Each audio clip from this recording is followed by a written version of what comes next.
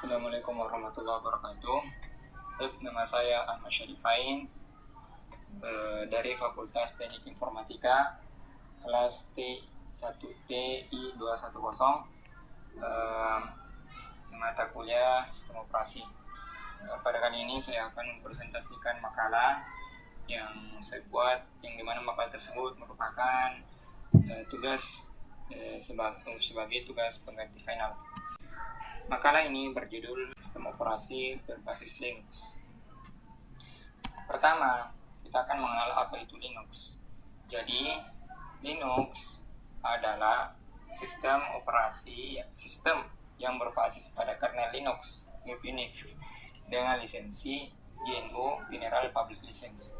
Ini berarti Linux adalah satu sistem yang bersifat open source, boleh digunakan oleh siapa saja dan boleh digunakan oleh siapapun yang menginginkannya, dan Linux ini didistribusikan secara gratis.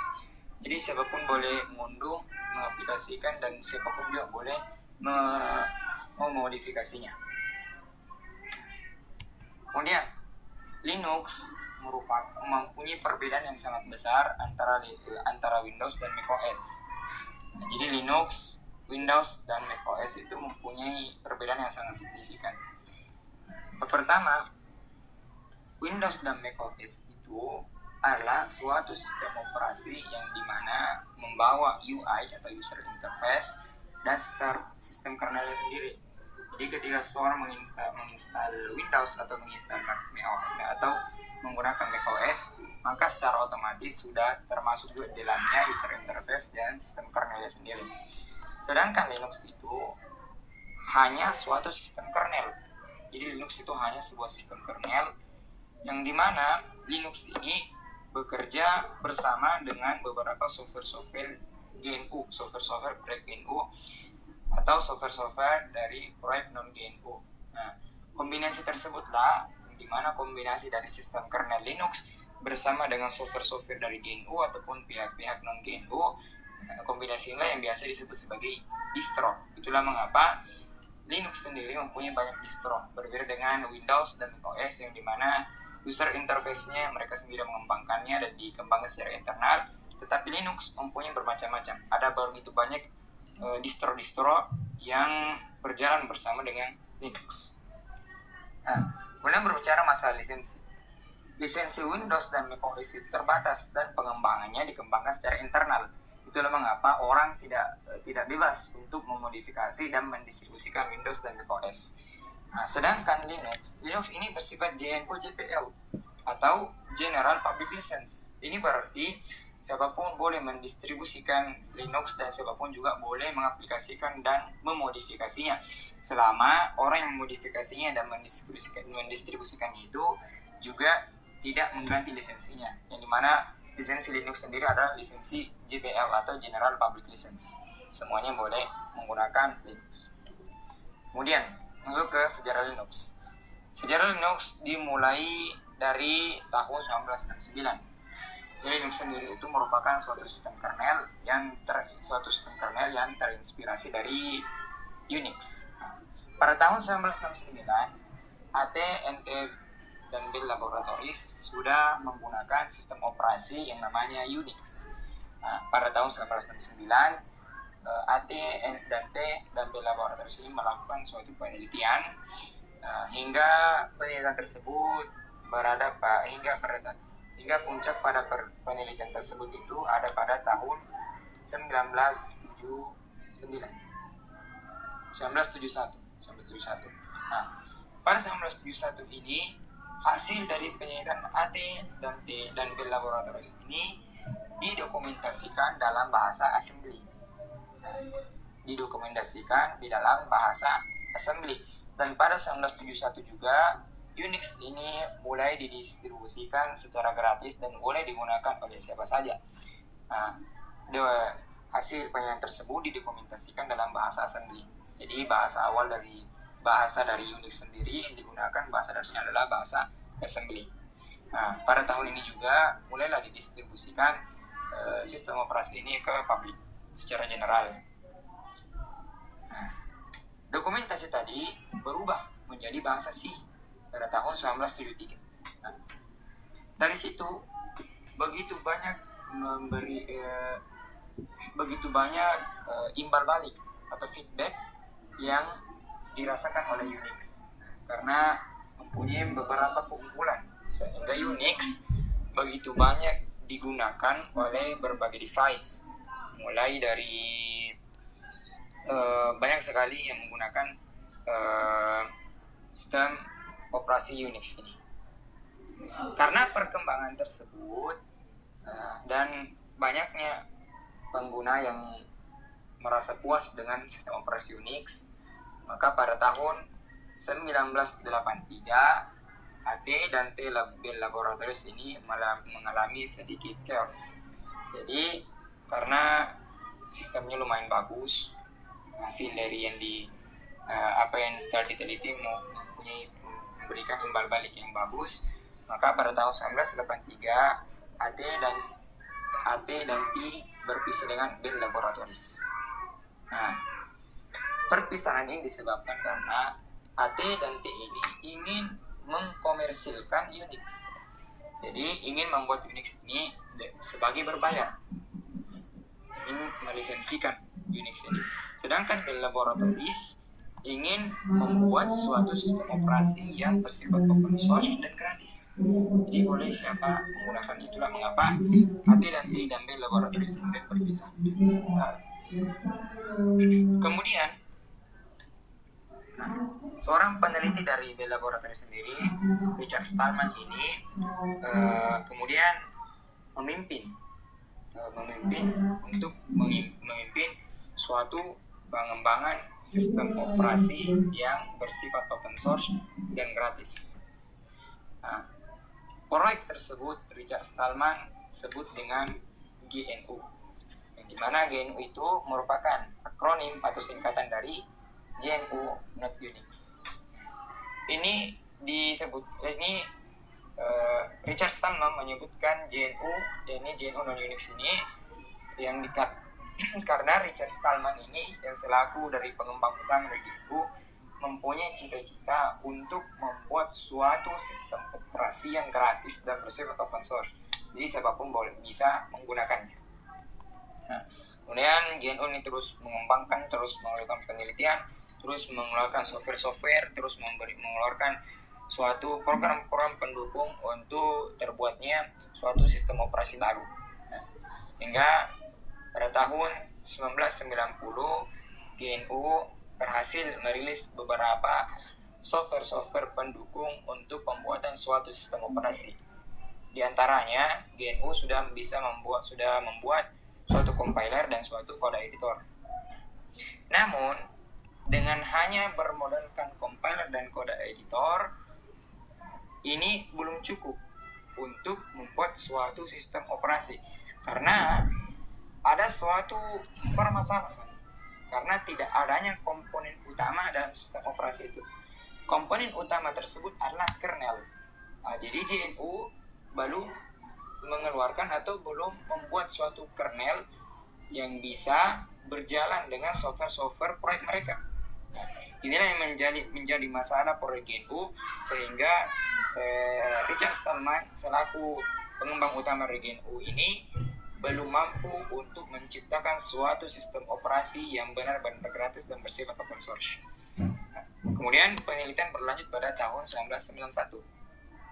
Nah, pada tahun 1991 seorang mahasiswa dari Universitas Helsinki, yang dimana mahasiswa ini berkebangsaan Finlandia, namanya Linus Trafol. Linus Trafol sendiri merasakan suatu sistem operasi yang namanya Minix. Nah, Minix ini merupakan proyek kelas kuliahnya yang dimana mirip dengan Unix. Kenapa Linus Trafol meresahkan Minix ini? Karena lisensi dari Minix ini hanya bersifat untuk pendidikan, tidak bersifat bebas.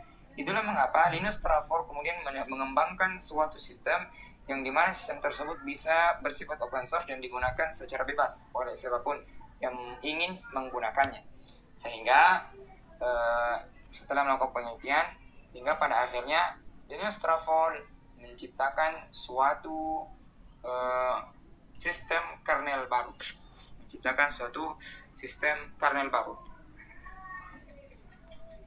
Kernel tersebut dinamakan sebagai Linux. Mengapa dikatakan sebagai Linux? Awalnya sistem ini bernama Frix. Ini mana Frix itu merupakan singkatan dari Free, Freak, dan Unix. Nah, Linux ini memberikan nama program tersebut sebagai Frix bukan secara main-main, karena beberapa file kerja dari Linus Torvalds sendiri itu diberi nama Frix. Nah, ketika Linus Torvalds mengunggah file kerjaannya tersebut ke FTP server, seorang teman proyeknya melihat yang namanya Frix. Dan temannya itu menganggap bahwa nama tersebut kurang keren dan tidak bagus. Maka pada saat itu juga temannya langsung mengganti namanya dari Frix menjadi Linux. Setelah diganti, maka Linux sendiri menyetujuinya, dan begitulah kenapa sampai saat ini kita mengenal nama Linux sendiri. Dan seperti kita jelaskan sebelumnya, Linux sendiri itu bukan sistem operasi, tapi Linux merupakan sistem yang berbasis kernel yang bekerja bersama dengan software proyek GNU atau software proyek non GNU. Kombinasi sistem kernel Linux dan software dari proyek GNU ataupun non GNU ini disebut sebagai distro. Itulah mengapa setiap distribusi Linux pasti distribusinya itu sesuai dengan bersama dengan distro Linux. Kemudian Linux ini terus dikembangkan sehingga dirilislah suatu Linux versi kedua dari Linux sendiri, yakni Linux versi 0.0.2. Kemudian dirilis secara global pada tahun 1994 dengan berbagai penyempurnaan, sehingga pada saat itu Linux sudah bisa berjalan secara maksimal dengan proyek-proyek GNU, proyek software dari GNU. Kemudian motivasi pembuatan kernel Linux. Yang pertama itu adalah kebutuhan pribadi dan keinginan untuk belajar. Pada saat itu Linus Torvalds, seorang mahasiswa di Universitas Helsinki, ingin memiliki akses ke sistem operasi yang mirip Unix untuk digunakan pada komputer pribadinya. Dia terinspirasi oleh Minix yang merupakan sistem operasi mirip Unix yang dirancang untuk tujuan pendidikan. Namun, Minix memiliki keterbatasan dan tidak sepenuhnya memenuhi kebutuhan dan ekspektasinya. Torvalds juga melihat proyek ini sebagai kesempatan untuk belajar lebih dalam tentang arsitektur sistem operasi dan pemrograman. Kemudian selanjutnya adalah keterbatasan Minix. Meskipun Minix adalah sistem operasi yang baik untuk tujuan pendidikan, lisensi Minix saat itu cukup ketat, terutama dalam hal modifikasi dan distribusi. Hal ini membatasi kemampuan pengguna dan pengembang untuk bereksperimen dan memperluas sistem. Torvalds ingin membuat sistem operasi yang lebih fleksibel dan terbuka yang dapat dimodifikasi dan didistribusikan secara cepat. Kemudian, filosofi open source dan kebebasan. Torvalds memilih untuk merilis Linux di bawah lisensi GNU General Public License yang merupakan lisensi open source yang kuat. Lisensi ini memungkinkan siapa saja untuk menggunakan, memodifikasi, dan mendistribusikan perangkat lunak, asalkan perubahan tersebut juga dirilis di bawah lisensi yang sama. Filosofi ini mendorong kolaborasi dan inovasi, memungkinkan komunitas pengembang global untuk berkontribusi dan mengembangkan Linux lebih lanjut. Kemudian adalah keinginan untuk berkontribusi pada komunitas. Selain kebutuhan pribadi dan teknik, Torvalds juga termotivasi oleh keinginan untuk memberikan kontribusi kepada komunitas komputer yang lebih luas. Dengan merilis Linux sebagai proyek open source, Torvalds berharap untuk menciptakan sesuatu yang dapat digunakan dan dikembangkan bersama oleh siapa saja yang tertarik. Kemudian terakhir adalah alternatif terhadap sistem proprietary. Pada saat itu banyak sistem operasi komersial yang mahal dan berbasis lisensi proprietary yang membatasi pengguna dalam hal kostumisasi dan distribusi. Linux menawarkan alternatif gratis yang juga open source, memberikan pengguna lebih banyak kendali atas perangkat lunak mereka dan mendorong inovasi yang lebih cepat. Kemudian sejarah logo Linux. Logo Linux sendiri ini terinspirasi dari Penguin. Kenapa? Karena pada saat itu Linus Torvalds selaku penemu dari sistem kernel Linux ini sedang berjalan-jalan di taman.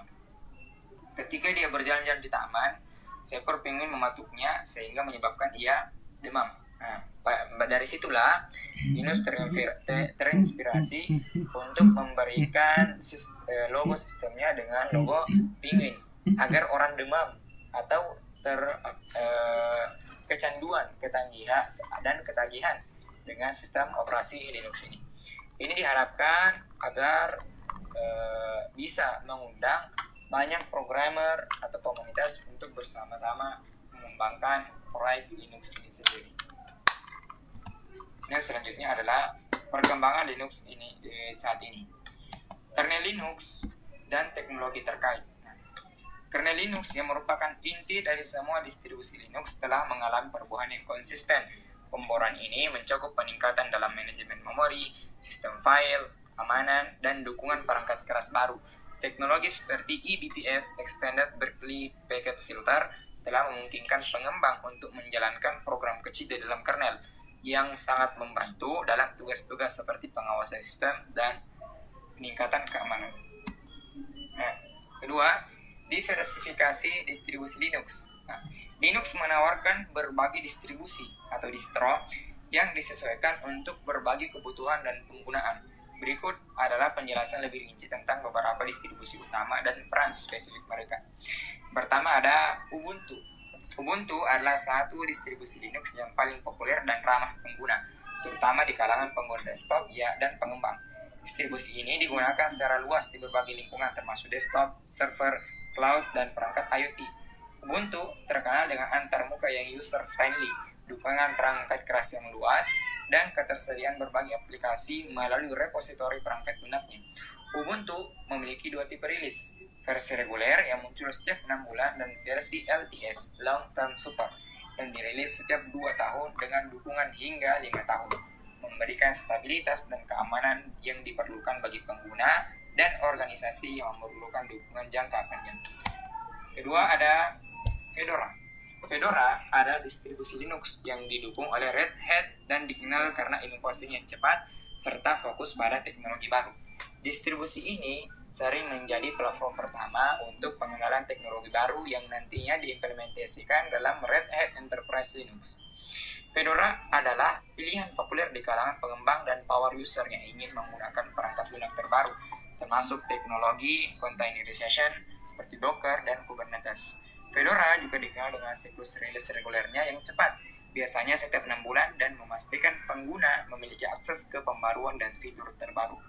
Kemudian ada CentOS Stream. CentOS Stream merupakan iterasi baru dari CentOS yang sebelumnya dikenal sebagai clone dari Red Hat Enterprise Linux. CentOS Stream sekarang berfungsi sebagai versi rolling preview dari RHEL, di mana pengguna dapat melihat dan menguji fitur-fitur yang akan datang sebelum dirilis dalam RHEL. Ini membuat CentOS Stream menjadi pilihan yang menarik bagi pengembang yang ingin berkontribusi pada ekosistem RHEL dan bagi organisasi yang ingin mempersiapkan diri untuk perubahan mendatang di RHEL. CentOS Stream tetap mempertahankan fokus pada stabilitas dan keandalan yang sangat penting untuk pengguna server dan enterprise. Kemudian ada Debian. Debian adalah salah satu distribusi Linux tertua dan paling dihormati, dikenal karena stabilitasnya yang tinggi, kebijakan perangkat lunak bebas, dan basis pengguna yang besar. Debian digunakan secara luas untuk server dan desktop, serta sebagai basis untuk banyak distribusi lain termasuk Ubuntu. Dengan siklus rilis yang lebih lambat dibandingkan distribusi lainnya, Debian menawarkan stabilitas yang luar biasa, yang sangat penting untuk sistem kritis dan server. Debian juga memiliki repositori perangkat lunak yang luas, menyediakan berbagai aplikasi dan alat pengembangan. Kemudian ada Arch Linux. Arch Linux adalah distribusi Linux yang terkenal dengan pendekatan minimalis dan filosofi KISS atau Keep It Simple Stupid. Distribusi ini memberikan pengguna kontrol penuh atas sistem mereka, memungkinkan mereka untuk memilih setiap komponen yang diinstal Arch Linux menggunakan model rolling release, yang berarti sistem ini selalu diperbarui dengan perangkat lunak terbaru tanpa perlu menunggu rilis besar. Ini menjadikan Arch Linux pilihan populer di kalangan pengguna, antusias, dan pengembang yang menginginkan sistem yang dapat disesuaikan dan selalu mutakhir. Kemudian ada Alpine Linux. Alpine Linux adalah distribusi Linux yang ringan dan berfokus pada keamanan, efisiensi sumber daya, dan kesederhanaan. Distribusi ini menggunakan Muscle sebagai pustaka dan basi box untuk alat sistem yang berkontribusi pada ukurannya yang sangat kecil dan overheat yang rendah. Alpine Linux sangat populer dalam dunia containerization karena ukurannya yang kecil membuatnya ideal untuk image container, sehingga mengurangi waktu pembuatan dan penggunaan sumber daya. Ini juga digunakan dalam sistem embedded dan lingkungan yang memerlukan footprint kecil serta keamanan yang kuat. Kemudian ada Kali Linux. Kali Linux adalah distribusi Linux yang dirancang khusus untuk penetration testing dan auditing keamanan. Distribusi ini dilengkapi dengan berbagai alat yang dirancang untuk menganalisis keamanan jaringan, sistem, dan aplikasi, termasuk alat-alat untuk pengujian penetrasi, forensik digital, dan banyak lagi. Kali Linux sering digunakan oleh profesional keamanan cyber, peneliti keamanan, dan ethical hackers untuk mengidentifikasi dan mengeksploitasi kerentanan dalam sistem. Dengan fokus yang kuat pada keamanan, Kali Linux memberikan alat dan platform yang diperlukan untuk tugas-tugas keamanan yang kompleks. Terakhir ada Raspberry Pi OS, sebelumnya Raspbian. Raspberry Pi OS adalah distribusi Linux yang dioptimalkan untuk perangkat Raspberry Pi, yang merupakan komputer single board yang populer. Distribusi ini dirancang untuk mendukung pendidikan dan proyek-proyek prototyping, serta aplikasi embedded. Raspberry Pi OS menyediakan lingkungan yang user-friendly dengan akses ke berbagai alat pendidikan dan pengembangan, menjadikannya pilihan utama bagi pendidik, hobi, dan pengembang yang bekerja pada proyek-proyek berbasis Raspberry Pi. Selain itu, Raspberry Pi OS mendukung berbagai bahasa pemrograman dan alat pengembangan, membuatnya ideal untuk belajar dan bereksperimen dalam bidang elektronik dan pemrograman. Kemudian perkembangan ketiga dari Linux saat ini, yang ketiga adalah dominasi di server dan infrastruktur cloud. Linux telah menjadi pilihan default untuk server dan infrastruktur cloud. Sistem operasi ini mendominasi pasar server web dengan mayoritas situs web di dunia di-hosting di server Linux. Di sektor cloud, Linux juga menjadi pilihan utama bagi penyedia layanan seperti AWS, Google Cloud, dan Microsoft Azure, yang menawarkan berbagai distribusi Linux sebagai opsi default bagi pelanggannya. Kemudian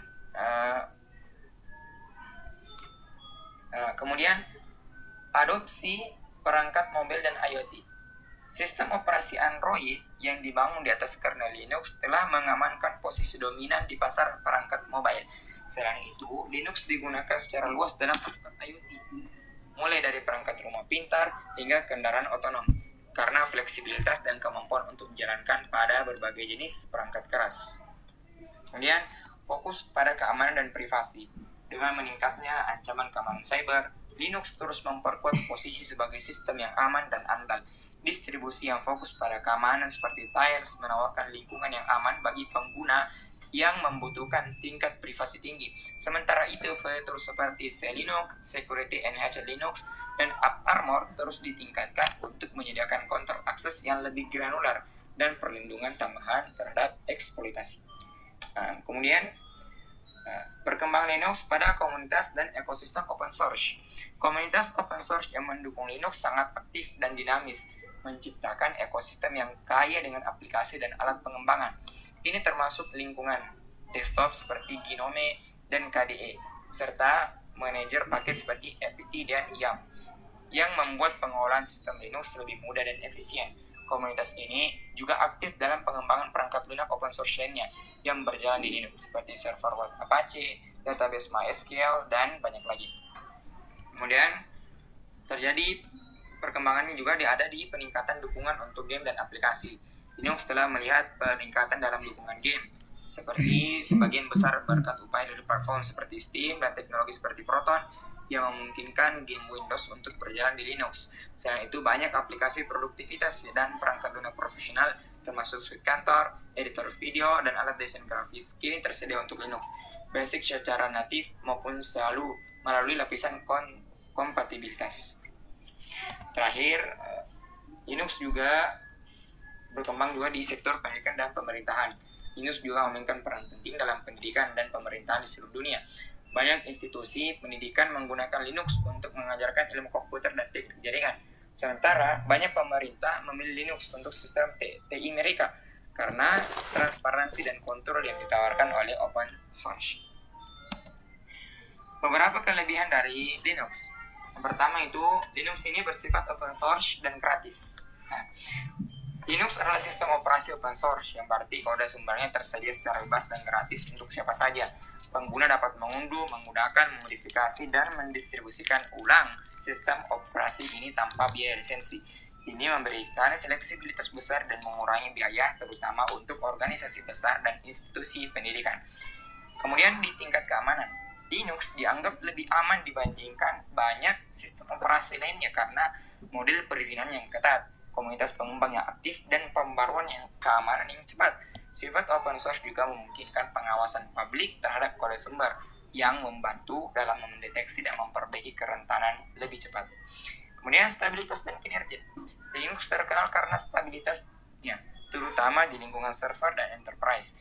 Sistem ini dapat berjalan terus-menerus tanpa perlu reboot, bahkan setelah pembaruan sistem. Kinerja yang efisien juga membuat Linux menjadi pilihan utama untuk server, superkomputer, dan perangkat dengan sumber daya terbatas. Kemudian kompatibilitas perangkat keras. Linux mendukung berbagai macam perangkat keras dari komputer desktop dan server hingga perangkat embedded dan IoT. Dukungan untuk arsitektur prosesor yang berbeda termasuk X6,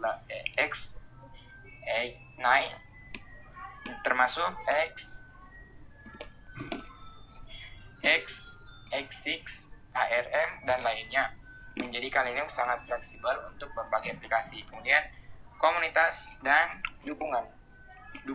Komunitas Linux adalah salah satu yang terbesar dan paling aktif di dunia teknologi.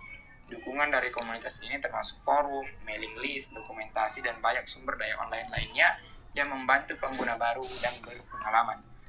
Customizability. Linux sangat dapat disesuaikan pengguna dapat memilih dari berbagai distribusi yang berbeda, masing-masing dengan fokus yang berbeda, misalnya desktop, server keamanan, dan sebagainya, serta mengonfigurasi sistem mereka sesuai kebutuhan spesifik. Kekurangan Linux. Pertama, kompatibilitas perangkat lunak. Meskipun banyak aplikasi tersedia untuk Linux, beberapa perangkat lunak komersial populer, terutama perangkat lunak yang ditujukan untuk profesional untuk industri tertentu, mungkin tidak tersedia secara natif di Linux. Ini termasuk beberapa perangkat lunak desain grafis, aplikasi bisnis, dan game. Dan kurva pembelajaran. Bagi pengguna yang terbiasa dengan sistem operasi lain seperti Windows atau macOS, Linux bisa memiliki kurva pembelajaran yang curam. Beberapa tugas administrasi mungkin memerlukan pengetahuan tentang baris perintah yang bisa menjadi tantangan bagi pengguna baru. Dukungan perangkat keras tertentu. Meskipun Linux mendukung banyak perangkat keras, ada beberapa perangkat keras yang mungkin tidak sepenuhnya didukung, terutama perangkat keras yang memerlukan driver khusus yang hanya tersedia untuk sistem operasi lain. Ini dapat mempengaruhi penggunaan perangkat seperti printer, perangkat audio, dan GPU tertentu. Kompatibilitas file dan format. Beberapa format file atau fitur di perangkat lunak mungkin tidak sepenuhnya kompatibel atau tersedia di Linux, terutama dalam konteks interoperabilitas dengan perangkat lunak proprietari dan sistem operasi lain. Dukungan dan dokumentasi profesional. Meskipun dukungan komunitas luas, dukungan profesional dan dokumentasi resmi bisa menjadi lebih terbatas atau mahal, terutama untuk distribusi yang tidak didukung oleh perusahaan besar. Kemudian terakhir, adaptasi perusahaan dan pendidikan. Meskipun semakin banyak digunakan, adopsi Linux di berbagai perusahaan di institusi pendidikan masih lebih rendah dibandingkan sistem operasi lain yang dapat memengaruhi pelatihan dan adopsi teknologi dalam skala lebih luas. Itulah mengapa presentasi saya untuk makalah saya yang mana berjudul Sistem Operasi dan Linux. Kesimpulannya, Linux adalah sistem operasi yang berbasis kernel open source dan menawarkan fleksibilitas tinggi dengan berbagai distribusi yang disesuaikan untuk berbagai kebutuhan. Dari awal mula pengembangannya oleh Linus Torvalds pada tahun 1991, Linux telah berkembang menjadi solusi penting dalam berbagai sektor teknologi, mulai dari server dan infrastruktur cloud hingga perangkat mobil dan IoT. Kelebihan Linux seperti sifat open source, keamanan, stabilitas, dan kompatibilitas perangkat keras menjadikannya pilihan populer di berbagai lingkungan. Namun tantangan seperti dukungan perangkat guna komersial, kurva pembelajaran yang kurang, dan masalah kompatibilitas perangkat keras masih ada. Nah, mengapa untuk suatu sistem operasi atau untuk meningkatkan suatu adopsi teknologi, maka diperlukan suatu sistem operasi yang bisa dikustomisasi secara bebas sesuai dengan kebutuhan suatu organisasi atau suatu perasaan tertentu. Makanya Linux merupakan suatu alternatif paling penting atau alternatif paling direkomendasikan, karena Linux sendiri bisa kita modifikasi dan bisa kita kustomisasi sesuai dengan kebutuhan utama kita. Namun masalah utama dari penggunaan Linux sendiri adalah penggunaan Linux sendiri itu tidak seperti para penggunaan sistem operasi pada umumnya, karena perlu beberapa pembiasan termasuk pembelajaran baris perintah, pemahaman komen, dan beberapa query-query lainnya yang harus kita pahami sebelum kita beralih ke sistem operasi. Mungkin ini saja presentasi dari saya. Semoga apa yang saya presentasikan ini bisa dipahami dengan baik dan bisa menjadi pemenuhan untuk tugas saya. Kurang mohon maafkan. Assalamualaikum warahmatullahi wabarakatuh.